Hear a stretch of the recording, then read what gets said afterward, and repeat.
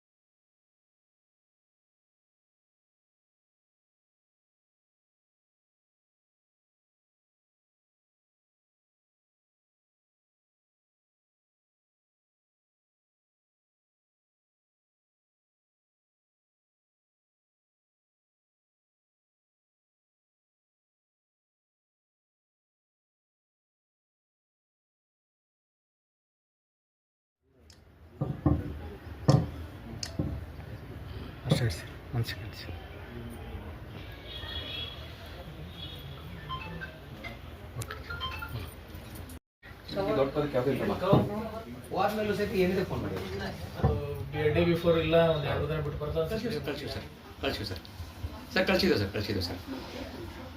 Yes sir. ನೀವೇ ಅನ್ಕೊಂಡ್ಬಿಟ್ಟು sir, ನನ್ನ ಮಗ ಯಾವತ್ತೂ ಹೋದ, ನಾನು ನಿಮ್ಮನ್ನೇ ನೆನ್ಬಿಟ್ಟಿದ್ದು ಸರ್. ದಯವಿಟ್ಟು ಫೋನ್ ಮಾಡಿ ಅಮ್ಮ, ದಯವಿಟ್ಟು. ಪೊಲೀಸ್ ಫಾರ್ಸ್ ಭಾಳ ಪೊಲೀಸ್ ಫಾರ್ಸ್ ಫೋಟೋ ಬರುತ್ತೆ. ಏನೇ ಮಾಹಿತಿ ಆಗಿರ್ಬೋದು, ಏನೇ ಒಳ್ಳೆಯದಾಗಿರ್ಬೋದು ಎಲ್ಲ ಬರ್ತಿದ್ದೆ ಸರ್ ನಮ್ಮ ಮಗ. ಹೋದ್ಮೇಲೂ ಸಹಿತ ಏನಿದೆ ಫೋನ್ ಮಾಡಿ.